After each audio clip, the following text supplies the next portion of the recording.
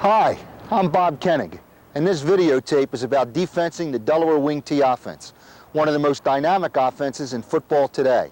We first became involved with the wing T in 1976 when coaching at Marple Newtown High School in Pennsylvania.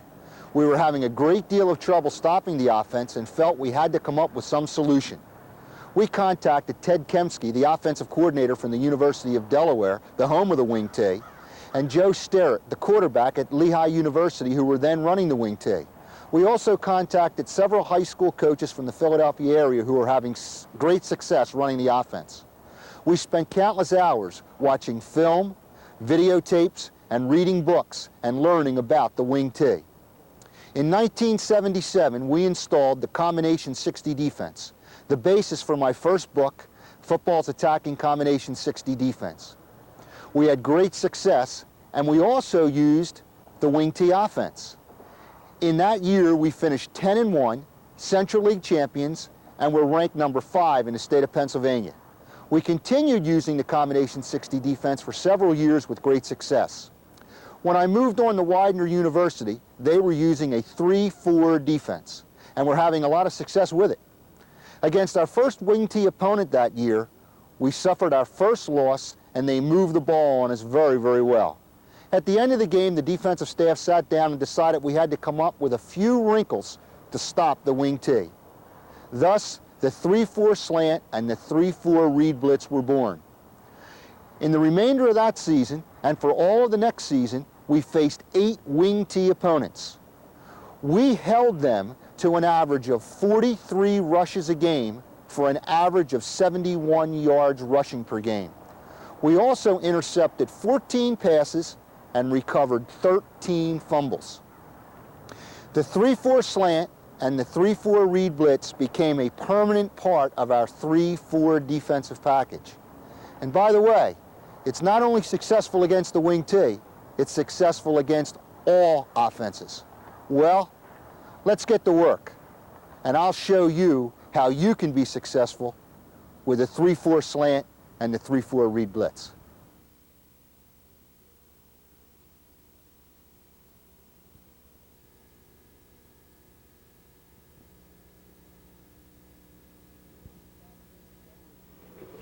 In order to stop the Delaware wing T, or any offense for that matter, it's really important for the defensive coordinator to understand thoroughly the offense.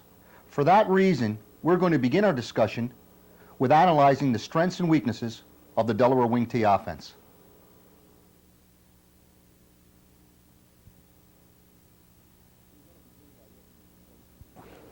We want to begin by looking at the placement of the halfback as a wing. Alignment as a wing creates an additional gap along the line of scrimmage and presents the defense with the immediate threat of 3 quick receivers: the wing, the tight end, and the split end. The nearness of the wing to the tight end can create switching problems for man-to-man secondary coverage when they run crossing patterns. The second placement of the halfback is as a slot. Alignment as a slot, in essence, establishes a double tight end formation and gives the offense the ability to run off tackle to both sides. The slot alignment forces the defense to deal with 3 quick receivers again: the slot, the split end, and the tight end. When aligned as a setback, the halfback is in his most flexible position. From this position, he can be a blocker, a ball carrier, and a pass receiver.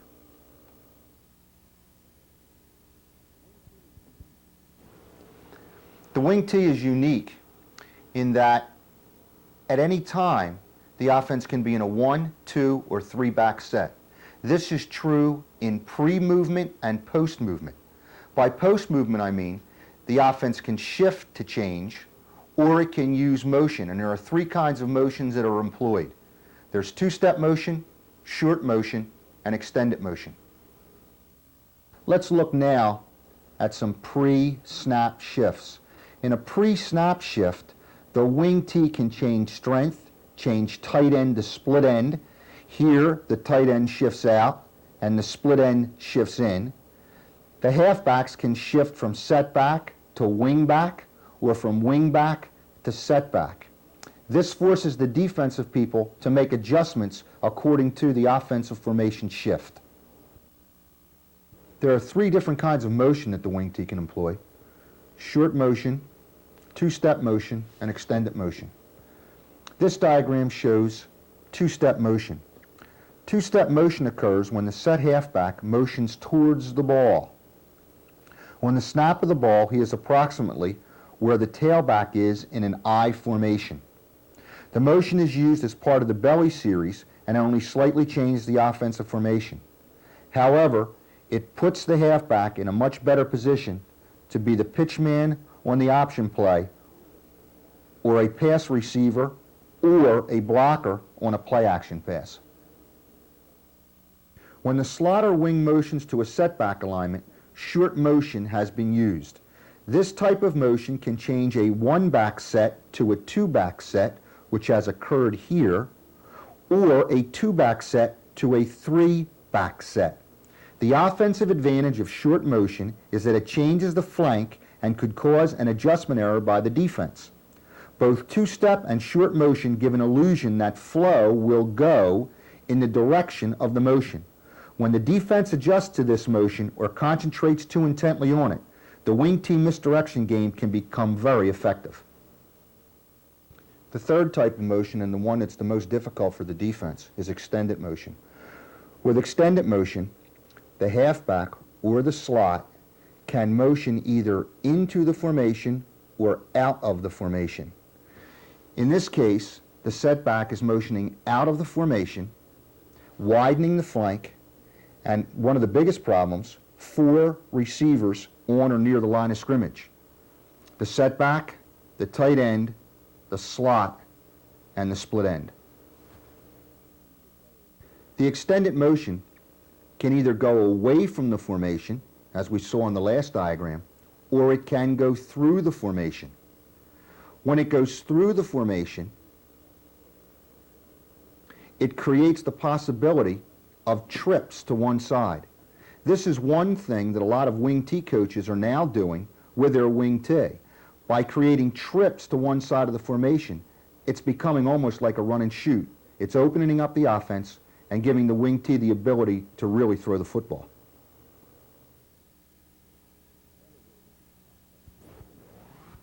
Another really interesting aspect of the wing tee is that on every play there are multiple threats. In other words, the ball is handed off and the ball carrier has the ball and is running with it, but yet there are other areas that are still being threatened. This presents a real problem for the defensive coach. The sweep is an excellent play to show the multiple threat concept. The initial threat is the fullback up the middle on the dive. The quarterback open pivots to the midline on his path to mesh with the halfback. The fullback passes the quarterback and is responsible for making a good fake. The quarterback makes no fake to the fullback. The nearness of their paths and the fake of the fullback create the illusion of a handoff. The setback receives the ball and attacks the onside flank. The quarterback attacks the offside flank with the threat of waggle, pass or run. 3 areas along the line of scrimmage are attacked on one play: the middle, the onside flank, and the offside flank. The defense has to be able to defend all 3 areas. The wing tee, like any really good offense in football, has a series approach. That means that one play comes off another play, or there's one base play and then companion plays come off of that. The purpose of the companion play is to take advantage of a defender who was stopping the base play. Let's take a look at the sweep now as the base play, and then we'll come back with the companion play later. The sweep is set to attack the play side flank. Let's suppose that the defensive end does not step down with a block of the tackle. Instead, he goes directly upfield. This can happen, and if it does, he may be blocked by the guard, or if he's lucky, he'll avoid the block of the guard, get into the backfield, and tackle the halfback for a 3-yard loss. With this in mind, the wing T has to come up with some play to counter the movement of the defensive end. Let's look at the companion play now. Remember, this defensive end did not go down with the block of the tackle. Instead, he ran upfield to tackle the halfback on the sweep. Well, the wing T has a play to stop that. They still down block with a tackle. As the defensive end comes across, bam, the backside guard comes in, kicks him out, the trap occurs, and the ball is handed off to the fullback, and the guard trap has taken place. What that means is that this defensive end is wrong no matter what he does. If he fires straight up field, he's going to get trapped. If he sits back off the line of scrimmage, then he is not going to be a factor at all in the sweep play.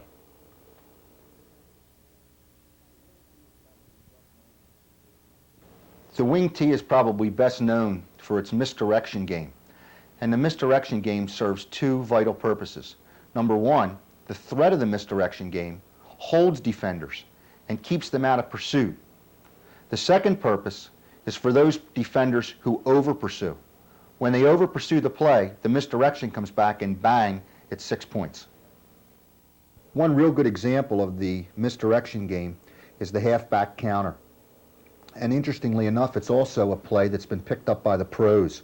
The pros use it, but they do not use the short motion. Let's analyze the play.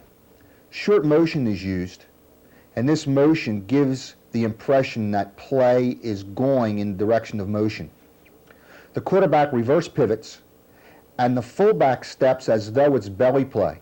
So again, the defense is reading this as it's going in the direction of the motion.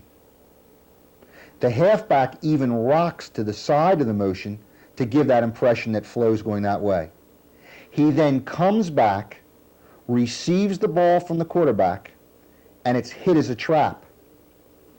For the defensive end who over pursues, or for the linebacker who takes himself to flow side, it becomes a real problem.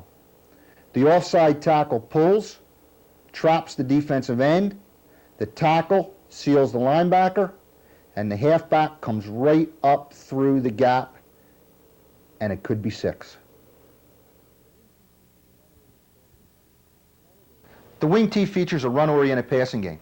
In other words, it's play-action pass, and it really serves two purposes. First of all, if the secondary is concerned about pass, they sit back. They don't pursue the play. That gives the wing T running game a chance to really work. If the secondary does pursue too quickly, bam, play-action pass. So the wing T really depends on how the secondary flows to determine when they're going to throw the football. Let's take a look at a play-action pass and see how this really works. Okay, let's take a look at the waggle now, which is a real good example of the play-action pass. It comes off the sweep series that we've already described, and the sweep is faked, the fullback dive is faked, and the quarterback keeps the ball and attacks the onside flank. The quarterback has the option of either running the ball if the flank is open or passing the ball. As you can see from the diagram, there are 4 potential receivers. Let's describe the patterns of each, and then you can see how the play action works. First of all, the wing steps down to give the impression that the sweep is being run. After a step down, he attacks the deep outside third of the field. The tight end also steps down first to give the indication of sweep, and then he goes to the middle. Now, he reads the free safety. If the free safety drops back, he continues running across the field. If the free safety comes up, he goes straight down the middle, 1/3 of the field. The fullback, after making a real good dive fake, gets into the A gap here. If the A gap is open and there's no one to block, he now continues out and attacks onside flat. The split end steps down as though he's going to run a post or block backside for the sweep, and then continues to the deep outside third. As the quarterback comes around the flank, he reads to see which receiver's open and throws the ball. An excellent, excellent play-action pass.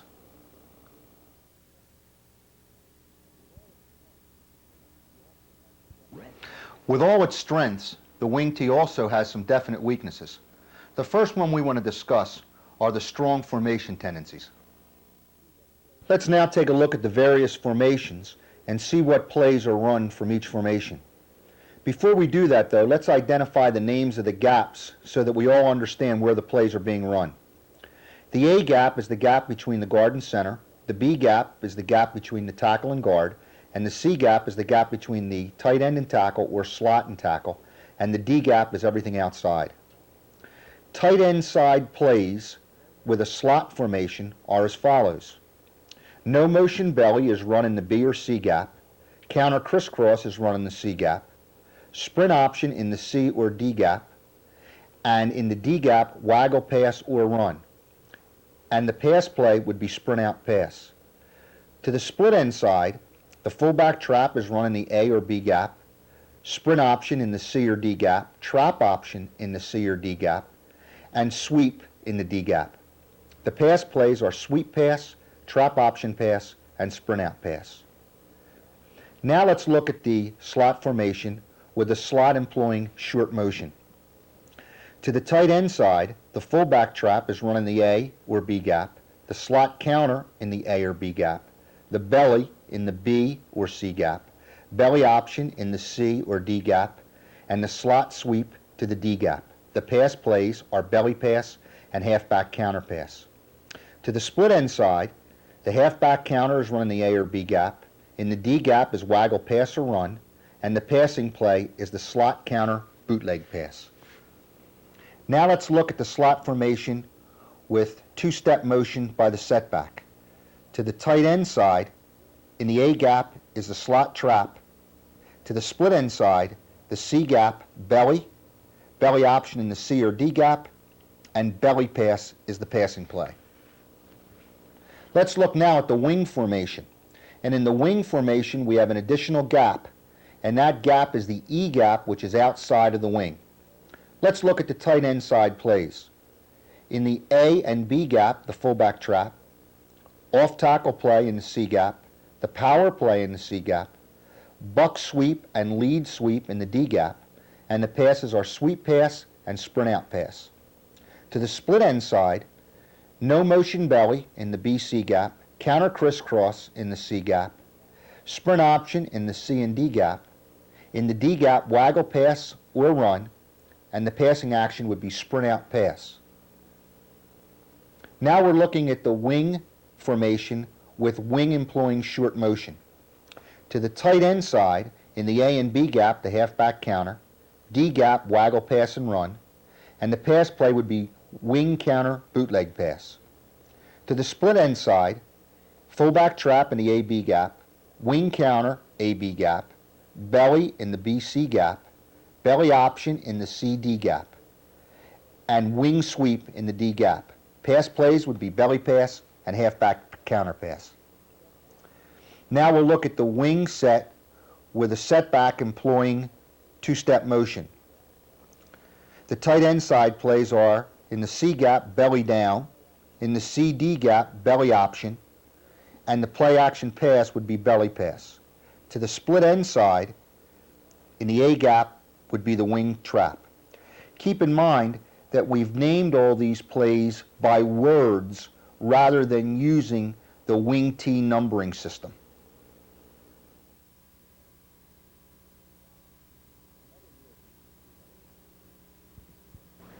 Another real weakness of the Delaware wing tee is that there is exceptional athletic ability needed for specific positions. Let's look at two different positions to discuss this point. The first one is the halfback. The halfback has to be an efficient blocker, ball carrier, and pass receiver. That means that in a really effective wing tee set, both halfbacks have to be able to do all three jobs equally. If not, a tendency is created. In other words, let's say that one of the halfbacks is an exceptional runner and the other halfback is not an exceptional runner but is an exceptional blocker. That means when you look at a formation, you know that the good halfback is going to be the ball carrier and the poor halfback at running is going to be used as a blocker. This allows the defense the ability to defend a player as well as a formation. This is particularly true in a high school situation where the high school coach cannot go out and recruit equal halfbacks. In a college situation, perhaps the halfbacks will have their abilities a little more balanced. The other position is the offensive guard. The offensive guards have to be excellent athletes. They not only need quickness, but they need size as well, and both have to work equally as well. Both have to be able to trap, both have to be able to run the sweep, and both of them have to be able to waggle, as well as straight ahead blocking. I've seen high schools that use one guard to do all the trapping. What a great key. You know that when that guard is lined up on the right side of the ball, they're going to trap to the other side. That makes it great for the defense and really helps stop the wing T. Let's summarize what we've covered so far. Number one, the placement of the halfback in a wing or slot position creates additional problems for the defense. Number two, the offense employs a three running back attack with 1, 2, or 3 backs in the backfield with equal frequency. Number three, the use of pre-snap shifts and motion allows the offense a multiplicity of formations. Number four, backfield actions on all running plays present multiple threats to the defense. Number five, the series approach to offense employs companion plays, misdirection plays, and play-action passes to take advantage of those defenders who overreact to various facets of the running game. Number six, strong formation play tendencies are a definite weakness of the offense and a key for defenders. Number seven, the need for extremely versatile athletes at certain positions may cause the placement of one athlete in various positions and create a noticeable offensive tendency.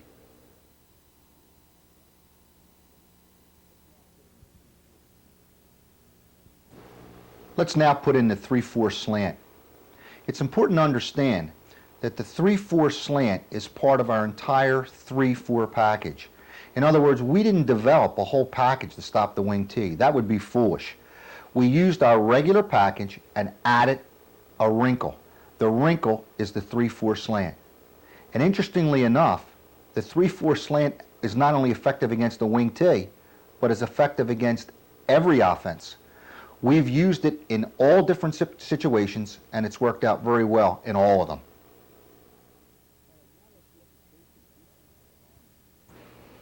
All right, now let's look at basic defensive alignment against a couple formations. The first one we want to look at is the wing formation. And let's describe each person's alignment. The B to the tight end side aligns with his nose on the outside ear of the tight end. The end, both ends, align with their nose on the nose of the tackle. Now, not to give away the slant, because in a slant we're really aligning almost in a head-up position as opposed to in a regular 3-4 where we'd align with the nose on the outside shoulder. We do allow the end to line up with his nose on the outside shoulder if he can slant effectively from that position. However, we would prefer a nose-to-nose alignment. The tackle aligns with his nose directly on the center. We like our ends and tackles to align at least 2 feet off of the ball. This gives them a little bit of leverage in order to move and not get cut off when they slant. The inside linebackers align with their nose on the outside shoulder of the offensive guards. In this way, they can effectively read the movement of the guards, which is the key to the 3-4 defense. We read through the guards to the near back. In other words, this linebacker reads this guard to the near back, who would be the fullback. The other inside linebacker reads through his guard to the near back, the halfback. The reason we read guards and backs is that some wing T teams will realize that we're reading guards and they'll false pull and send the back up through the hole. Well, with the back reading the guard and the back, that possibility is eliminated. The weak side linebacker, outside linebacker, aligns either in what we call a ghost position, where he aligns up on the ball as though there were a tight end in that position, or he aligns in a walkaway. A walkaway being a position where he splits the distance between the split end and the tackle and normally aligns at approximately 5 yards depth. The secondary versus a wing, the corner, safety, and corner all align at 7 yards depth. We call this lining across the board. In that way, we're not giving away what we're doing with our secondary. Our corner to the wing side aligns 1 yard outside the wing and 7 yards deep. Our safety aligns with his nose on the outside eye of the tight end, 7 yards deep. Our safety to the split end side aligns as though there is a tight end, and he aligns as though his nose is on the outside eye of the tight end. Our corner to the split end side aligns 1 yard outside the corner, and again, all four are at 7 yards depth.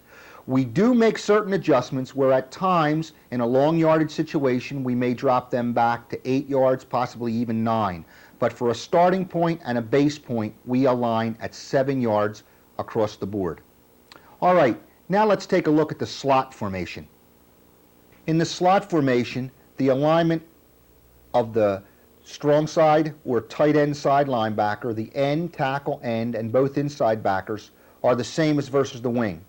The only difference in the front 7 is that the linebacker to the split end side or to the slot side now comes up and plays on the slot as though he were a tight end.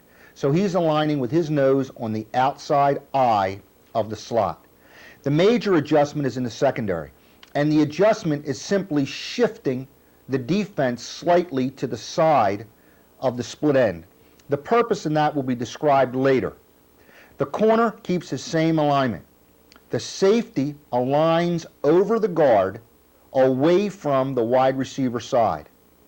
The safety to the side of the slot aligns 3 yards outside the slot but stays in that 4 across the board alignment. And the corner keeps his same adjustment. So in reality, the only adjustment to the slot formation is the alignments of the safety. Again, the safety to the tight end side aligns over the guard. The safety to the slot side, 3 yards outside the slot. All are at 7 yards depth.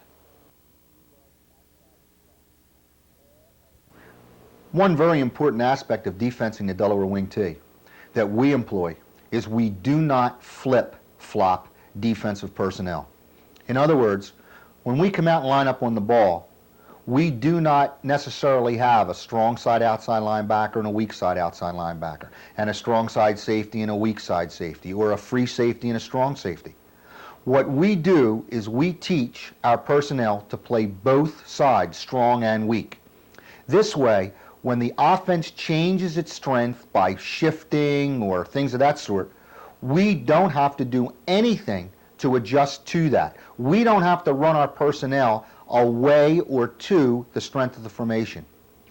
What this does is creates problems for the offensive coordinator. Once he sees that he can gain no advantage by changing strength and shifting formations, most of the time he'll stop doing it. This will cause him to come out in one formation and run from that formation.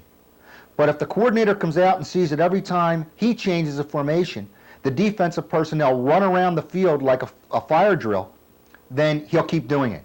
So we don't want that to happen. We want our people to line up in a position and play from that position. We believe that this is really one of the excellent ways to play the wing T. Don't flip-flop. Flip-flopping plays right into the offensive coordinator's hands. Let's make it as difficult as possible for the wing T offensive coaches. Let's talk now about how the slant is called and the direction of the slant. The term slant is called in the huddle, but no direction is given. The direction's given when the offense and defense are over the ball. We call the slant as follows. Versus a wing, we slant to the wing. Versus a slot, we slant to the slot, and versus motion, we slant in the direction of the motion.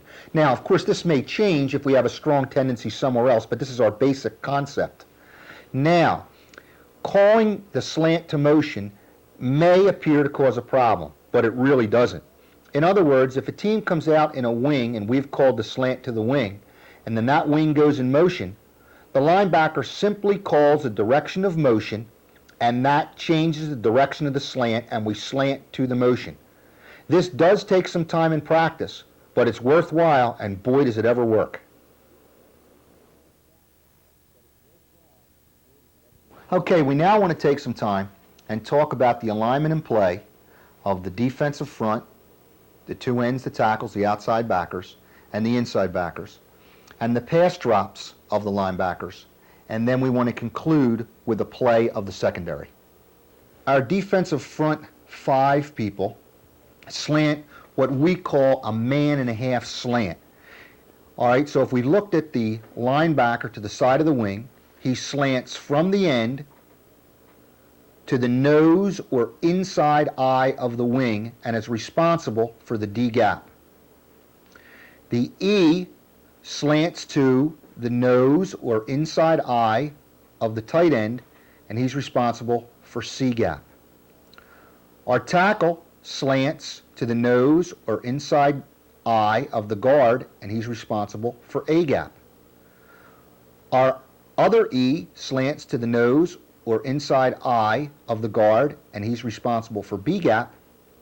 And our outside linebacker blitzes. He fires to a point 2 yards in front of the fullback and 3 yards outside and plays football from that position, and he is responsible for the C gap. Our linebacker reads the guard and is responsible for B gap. Our other linebacker reads the guard, and he is responsible for A gap. Now let's look at a slant to the slot. The linebacker to the slot side slants, but there's nobody to slant to. This also sometimes happens when the defensive end is slanting to an open split end with no one there. We tell the person slanting to slant to an imaginary man. In other words, pretend someone is here and slant accordingly. Okay, the linebacker executes his normal slant. The E slants to the slot and has C gap responsibility. The T slants to the guard and has A gap responsibility. The E slants to the guard, has B gap responsibility, and the B blitzes. He goes through the tight end, and it's extremely important that he hits the tight end. He goes through the tight end and then plays football from there. You might be wondering that the D gap away from the slant is not covered. Well, it is covered, and we'll get into that a little bit later on. The inside linebacker away from the slant reads the guard to the near back and has A gap responsibility. The backer to the side of the slant reads through the guard to his near back, and he has B gap responsibility. Okay, we now want to take a look at the linebacker pass coverage.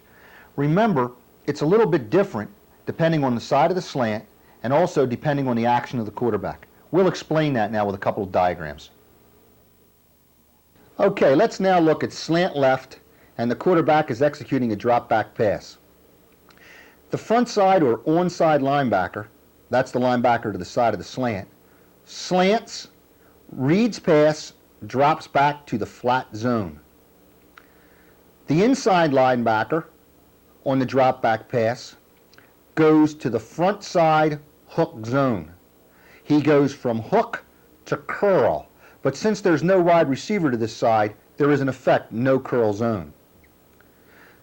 The offside linebacker, or the linebacker away from the slant, executes his blitz. The offside inside linebacker, or the inside linebacker away from the slant, goes through the hook zone to curl. Now, by going through the hook zone, if there is a receiver in the hook zone, he'll take him. If there is no receiver in the hook zone, he will go directly to curl. Prior to the snap of the ball, all the linebackers check the offensive formation and become aware of where they could be attacked in a pass. In other words, this linebacker, when he comes out over the ball, looks. He knows that there is a wide receiver who could execute a curl on him, and he also knows that there's a setback in here who could run right up into the hook zone. All right, now let's look at a sprint out pass away from the direction of the slant. In other words, we're going slant right, sprint out left. Let's work from the left to the right. The offside linebacker, or the linebacker away from the slant, executes his blitz and should be in really good shape and hopefully can get to the QB.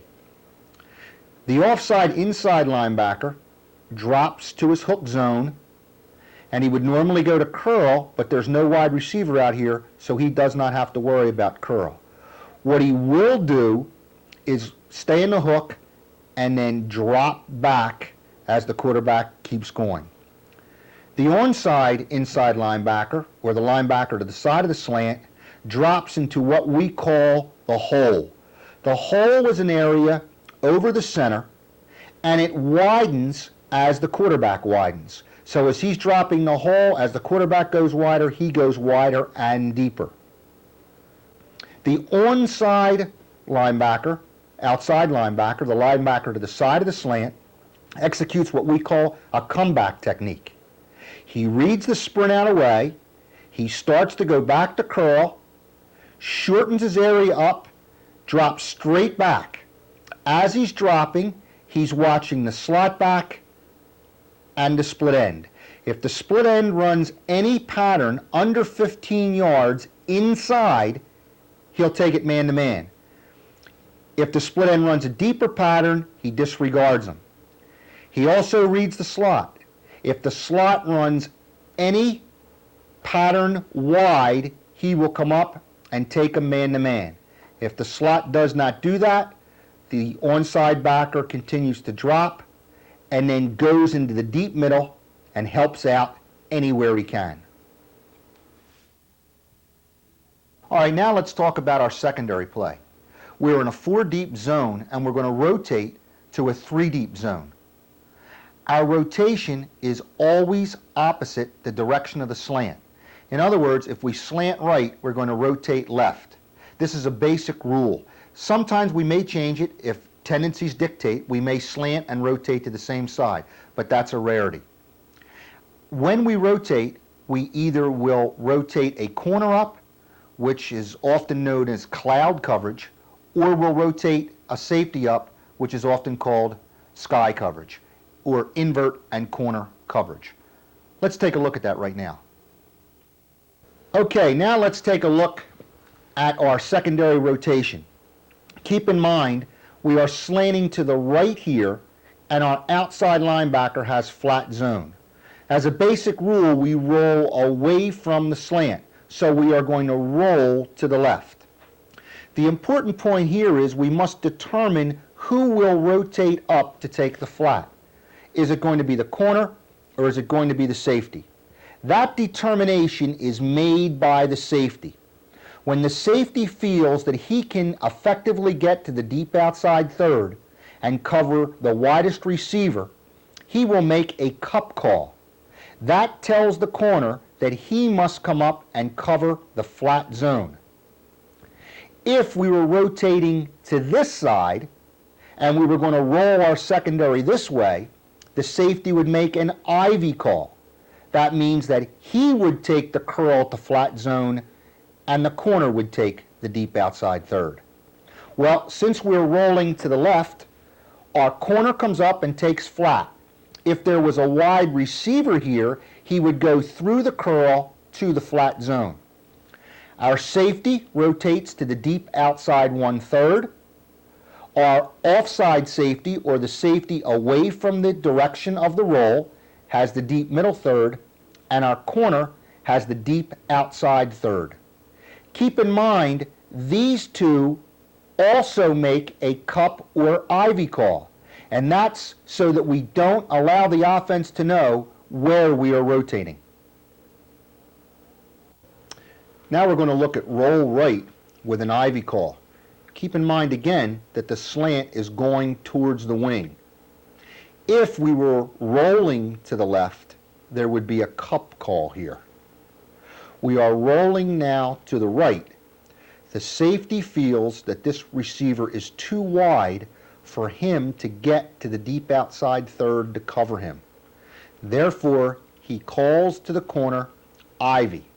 The corner replies back, Ivy, and Ivy rotation occurs. The corner has deep outside 1/3. The onside safety, or the safety to the side of the roll, has curl to flat. The backside safety, or safety away from the roll, has deep middle 1/3, and the back corner has backside 1/3. Remember, the outside linebacker slanting here has the flat. So our zones are now all covered. Now let's summarize what we've learned about the 3-4 slant. Number one, the 3-4 front provides the inside linebackers with an unobstructed view of the best wing T keys, the offensive guards. The 4-deep secondary allows defensive flexibility while always providing an extra defender to the side of the run. Teaching defensive personnel to play to the weak side and to the strong side eliminates the offensive advantages of pre-snap shifting. The direction of the 3-4 slant is called when the offensive team aligns over the ball and is determined by the play tendencies of each formation.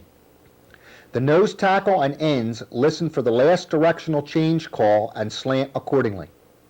The inside linebackers read and react to the movements of the offensive guards.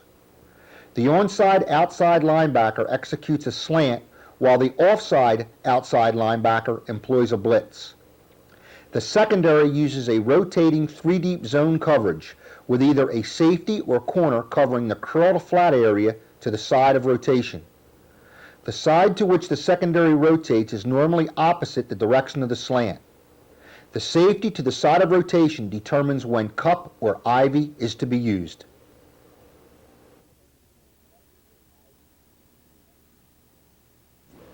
Unlike the 3-4 slant, the 3-4 read blitz does not depend on offensive tendencies.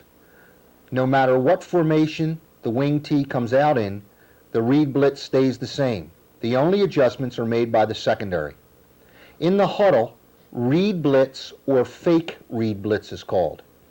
When read blitz is called and the offense comes out over the ball, the two inside linebackers align on the ball instead of in their normal 3-4 alignment.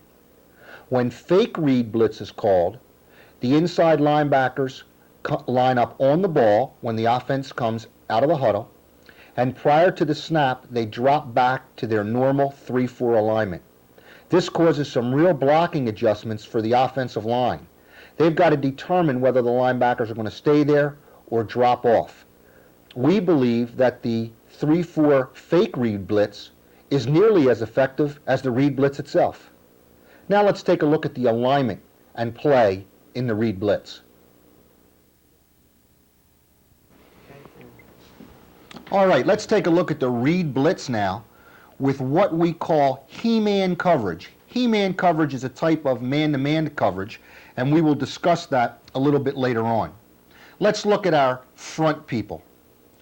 Our outside linebacker aligns in a basic 3-4 alignment, nose on outside eye of the tight end. Our end aligns in a normal 3-4 alignment with his nose on the outside eye of the tackle. Our nose tackle aligns right on the center. Our other end aligns in a normal 3-4 alignment with his nose on the outside eye of the offensive tackle. The outside linebacker aligns in a ghost position. In other words, he aligns as though there were a tight end in this position. The main difference are the inside linebackers. They now come up on the ball and align with their nose on the outside eye of each guard. They are all aligned in a straight line across the ball. In normal he-man coverage, we try to align in that across-the-board look again, but now we're playing man-to-man. The corner has number 1, or the first receiver. The safety has number 2, or the second receiver. To the single receiver side, the safety has number 2 or the second receiver out to this side. That could be the fullback on a waggle, or it could be the halfback on a sprint out. If no number 2 comes out, this safety becomes free.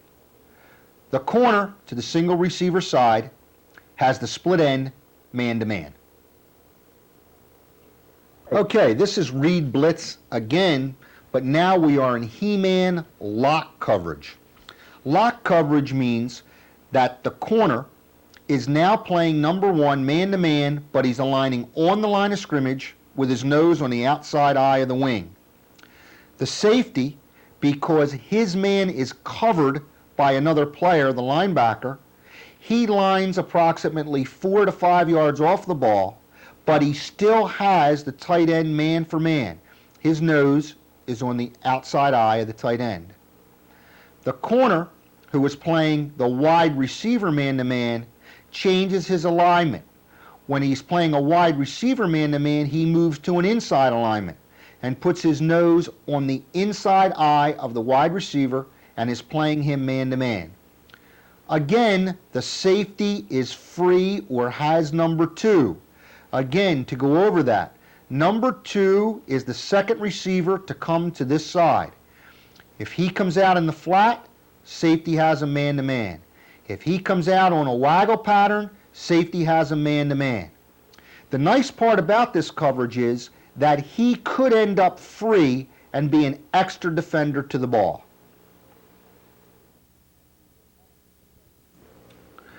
We now want to take a look at how the secondary reacts to motion. Remember, we're in man-to-man coverage, and motion changes things. Let's look at a diagram and see how this works. Remember, from our other diagram, the corner has number 1 man-to-man, and the safety has number 2 man-to-man. When short motion is used, what actually happens is there's a 3-back set. Our corner bumps over, and he now takes number 1 man-to-man. In other words, he always has number 1.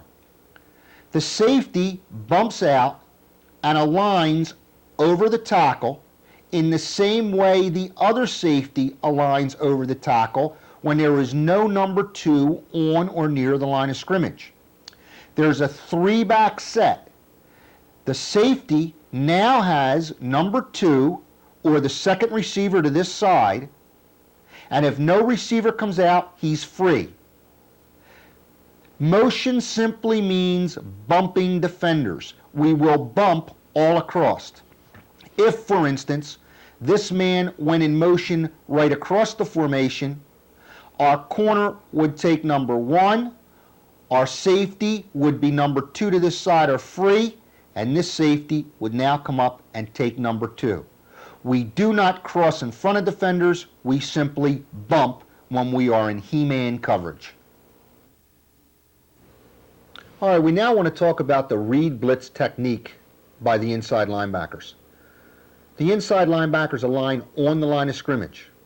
On the snap of the ball, they attempt to touch the offensive guards. If it's a pass play, the offensive guards have to stay in and block them. But as soon as they touch them, they realize the guards are pass blocking, they drop back into their zone, and the guards are lost. They have no one to block. If, when the linebackers step to the guards pull, then the linebackers execute their blitz. Let's look at a few diagrams now that help illustrate this idea. Okay, now let's take a look at how the linebackers react to different pulls. The first pull we want to analyze is an outside pull. On an outside pull, the linebacker fires to a point 1 yard in front of the original alignment of the fullback and 2 yards to the side of the pull. This puts him in great shape to stop the sweep or the waggle. It has to be emphasized here also that when the B blitzes, he blitzes as tight to the A gap as possible. This eliminates the possibility of the tackle cutting him off and preventing him from getting into the backfield. Now let's take a look at the inside linebacker's reaction to an inside guard pull. Remember, when he blitzes, he still has to go through that A gap to get away from the cutoff block of the offensive tackle. This time when he blitzes to a point 1 yard in front of the fullback. And from here, he can make some big plays. We now want to show what happens when the inside linebackers react to a pass block. In looking at this linebacker, remember on the snap of the ball, he steps up and touches the guard. The guard now feels that he must stay in to block him. But instead of staying here and rushing, he now drops out and covers his zone. That leaves this guard in a bind. It's too late for him to block the outside linebacker who also blitzes in a read blitz. So now all he can do is help out with the E or help out with the T. That forces the wing T to keep both backs in to block. One back must pick up this outside backer and the other back must pick up this outside backer. And the two guards are now lost to the offense. They cannot be effective. The result of this, the wing T can only send out 3 receivers. The wing, the tight end, and the split end. Remember, we're in a 4-deep secondary. That gives us 1 free safety or an extra man to the ball. Again, the guards, once they're touched by the linebackers, stay in to block the linebackers. But the linebackers then get back in coverage. The guards are both lost. It's too late for them to go out and pick up the outside backer, so the wing T is forced to keep both backs in to pick up the outside backers. This is extremely effective, and it helps our secondary in that they only have to worry about 3 receivers. Okay, now let's look at what happens when the guards do pull out to pick up the outside backers. That again is fine for us. The 2 linebackers step up and attempt to touch the guards, but since the guards are pulling, they execute their blitz, both blitzing to their aim points. Now look what happens. The guards have to pick up the outside backers, and the 2 backs have to pick up the inside backers. What's the result? Again, only 3 receivers can release. The wing, the tight end, and the split end. And again, we have a free safety. So we are bringing 7 men, and they must block them all. If they slip a back out, we're on the quarterback right now.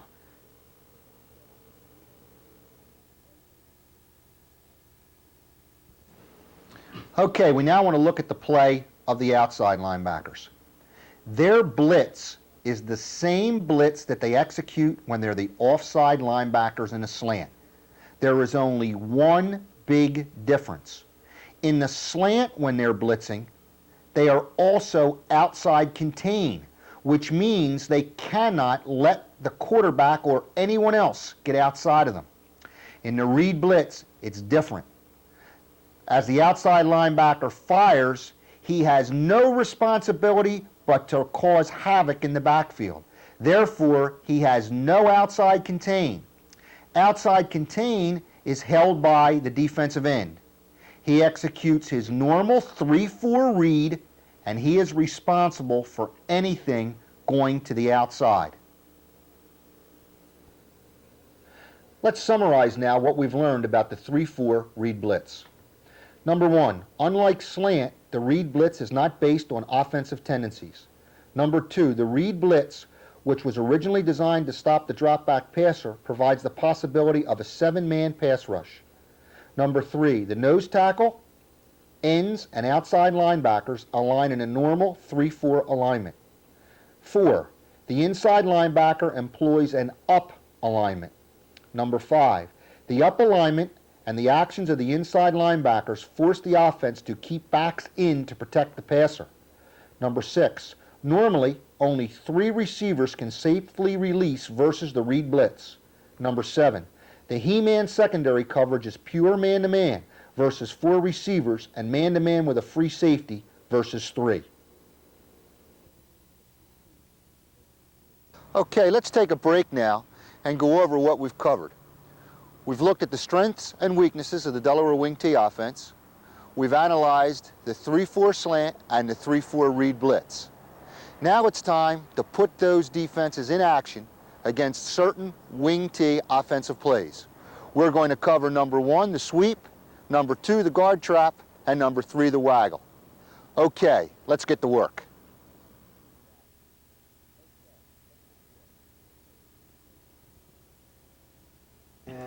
Okay, the first play that we have up is the sweep, and what I've done is circled those players that we believe are the most important against this particular play. Of course, all the players are important, but I'll spend most of my time talking about the circled players. What we have here is a slant to the wing, so that would be a slant left, and we have a roll to the right, since the roll is opposite the direction of the slant. The offside linebacker executes his blitz and then breaks off since he has contain and must be mindful of the quarterback running the waggle. The defensive end executes his slant and hopefully is not cut off by the tackle. He should get in the hip of the guard and run with him and could easily break the play from behind, even though that does not often occur. The tackle slants to the guard. He should be able to beat the block of the center and get right in the hip of the guard. As the guard pulls, he gets right with him and reads ball. He is the one who normally breaks the play. He'll read ball, come up, and tackle the back for a loss. The end slants to the end. The outside linebacker slants to the wing. Now remember, the wing's job is to pin that outside linebacker. With the outside linebacker slanting to him, he should be able to, at worst, get a stalemate and be able to take the play either inside or outside. This player should be a bigger, stronger athlete than the wingback. He should be able to overpower him, especially when he's slanting to him. The front side inside linebacker reads the pull of the guard. 2 is near back. As he reads the pull of the guard and the fullback executes his dive, he has to momentarily delay to make sure it's not the trap. He then flows to the outside and should be in an excellent position to take the sweep on. Now remember, we are in a roll opposite the slant. But in looking at this, you can see all the defensive backs are going to the side of the play. Well, there's a reason for that. The defensive backs first execute their roll away from the slant. So the safety starts to come up in an invert or ivy call. Once he realizes that it is not waggle or any play to this side, he will readjust and come back. We don't really expect him to be very involved in the play. He simply pursues. The corner is the same way. He drops into his deep outside third. When he realizes that play is going away, he will flow through the secondary and be assured that there is no cutback run. The front side corner and the front side safety, by front side in these terms, I'm talking about to the side the play is being run, they drop back to their thirds respectively, but when they read run, they will now come up and take the play on. The big person in this play normally turns out to be the tackle. He's the one that'll slip through and make the play almost every time. Let's take a look at the sweep now with a read blitz against it. As you've already guessed, the 2 inside linebackers are the key players against this particular play. The offside inside linebacker, as the guard pulls, blitzes. Now the problem here is sometimes he will be picked up by the fullback and will not be able to make the play. But it takes a good block by the fullback to pick him up. The real key player in this is the onside inside linebacker. As the guard pulls to the outside, he goes through that A gap and takes that blitz angle that we talked about before, and bang, he's right there. He's the one that really makes the play. Again, the important thing is make sure he goes through the A gap and then gets to that position, that target point we talked about. The onside outside linebacker on occasion will be able to beat the block of the wing. If the wing's really coached well and steps down inside the way he should, this is a rarity. But again, remember that this player should be a bigger, stronger player than him. Hopefully he can out-muscle him a little bit and at least knock one of the guards off. The safety is the one who should break the play from the secondary. As he reads the down block of his man, he'll slide up to the outside, bust the guard, and should be right in here for the play. But more often than not, the play never gets to the flank. That onside linebacker crushes it before anything happens. Think of this also. If we come out and line up in a read blitz and actually be in a fake read blitz and drop off, boy, this guy here has to be really concerned about blocking that linebacker. So the fake read blitz and the read blitz help confuse him and also help confuse him. But I'll tell you, against the sweep, I don't believe there's a better defense around.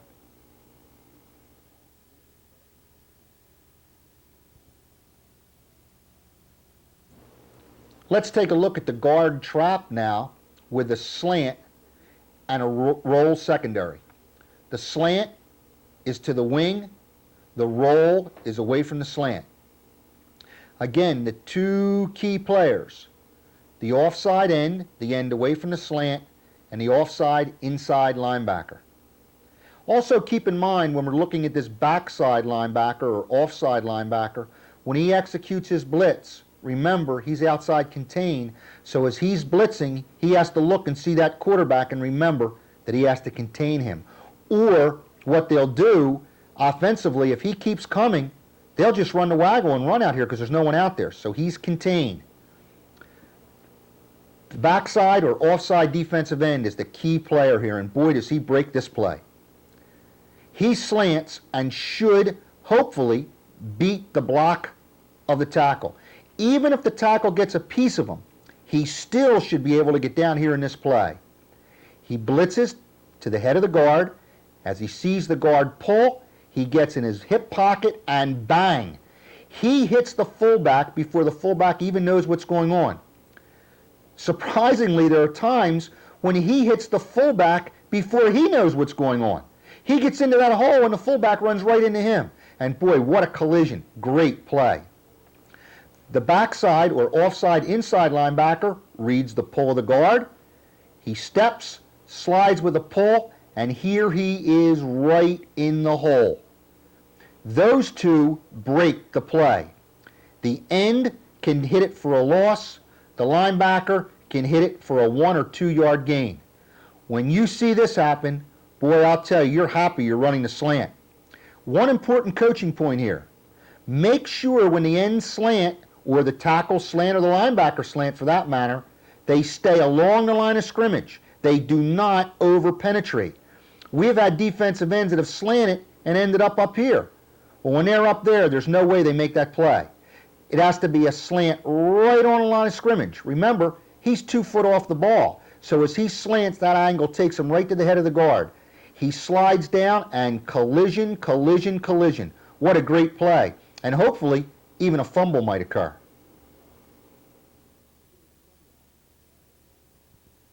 Let's take a look at the guard trap versus the read blitz with he-man coverage, no lock on.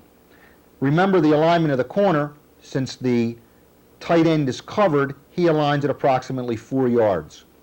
Our safety has number 2 out to his side. Our other safety has number 2 man-to-man, and since number 2 is covered, he again lines 4 yards off the ball, and our corner has the wide receiver. The key players in this defense, the offside linebacker and the offside safety. Again, in the read blitz, remember we're blitzing as tight to the A gap as possible. As the guard makes an inside pull, The B's angle is to get 1 yard in front of that fullback. There's no way that this tackle can cut him off, especially when he's going through that A gap. As he reads the pull, he fires through the A gap and bang, collision again.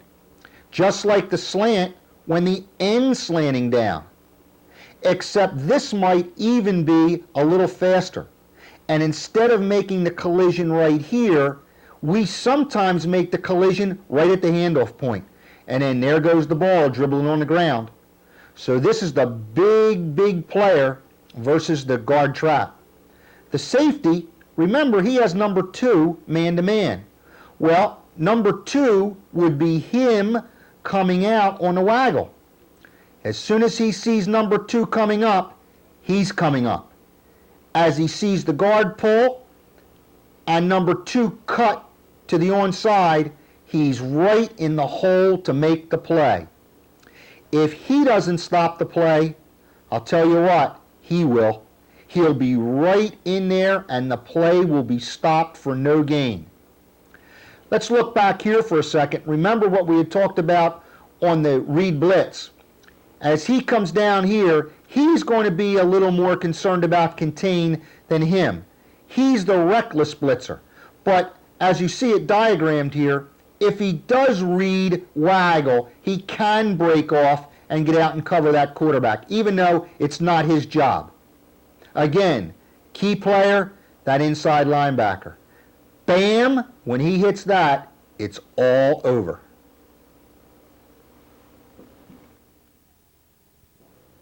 Okay, before putting a defense against the waggle, let's analyze the waggle itself. Remember earlier in the tape when I talked about a series, that the wing T run series? Well, boy, you can really see it here. Here is one action, and off this action, you get the sweep to the halfback, the fullback trap, and the waggle run, or pass. 3 plays off of one action. When we defend the waggle from a pass standpoint, we worry about covering 5 areas. The flat to the side of the sweep fake, because sometimes, particularly in a goal line situation, the wing T people will flare this back and hit him, or they'll run a screen. The opposite flat must be covered because of the fullback coming out and occupying that flat, and each deep 1/3 area must be covered. Also, the middle hook. It's important here that we analyze the pattern of this tight end. The tight end steps down and fakes the block, and then comes off and reads the safety. If the safety drops back, this tight end will continue across and hope that the fake of the fullback has drawn up the linebacker and hit the ball right in this soft area. So again, let's be mindful of 5 pass areas, each flat and each outside third, and keep in mind that we don't want that soft area to develop to hit the tight end. Okay, let's put the defense against the waggle now. Okay, now let's take a look at the waggle versus the slant. We're slanting in the direction of the wing, and we're rolling the opposite way. The key player in this defense is the outside linebacker. That's the linebacker away from the slant. As he blitzes, he reads waggle and comes up and contains the quarterback. Hopefully he can tackle him. If not, he must keep him inside and force him to throw the ball quickly. Since we are rolling opposite the slant, we are rolling right into the waggle. The corner to the side of the roll has deep outside third because our safety would call Ivy, because he knows he can't get to the deep outside third to cover this man. The safety, executing an Ivy or invert cover, comes up, takes the fullback, and has the flat area. Our backside safety, safety away from the roll, goes to the deep outside third and is mindful of the tight end turning the ball up. Our backside corner has deep outside third, and he's going to take the wing who occupies that area. The front side outside linebacker, or the linebacker to the side of the slant, executes a slant and comes out into the flat area. He is now responsible if this halfback comes out and executes a flare or some type of screen pass. The onside inside linebacker, or again the linebacker to the side of the slant, since quarterback action is going away, he drops into the hole. As he drops into the hole, he views the tight end and picks him up. We have a real good drill for this, or a real good key or coaching point. Anytime the linebackers see the guard pull and the halfback come in the opposite direction, they turn and face the tight end because they know waggle is coming. The offside inside linebacker, or the linebacker away from the slant, drops through the hook zone into the curl. He actually becomes an extra defender and can at times break up and intercept the ball when it's thrown to the fullback. Again, the key to this defense: this linebacker must contain the quarterback. If the quarterback breaks contain and comes out here, the only person that can come up and effectively take him is this linebacker. So there's the key player. He must contain that quarterback. Okay, let's talk about the waggle versus the read blitz. Again, as you've already guessed, the two inside linebackers and the outside linebacker are the key players in this defense. The onside inside linebacker blitzes through the A-gap and then gets to his 1 and 2 yard position. He very often makes the play and stops it for a big loss.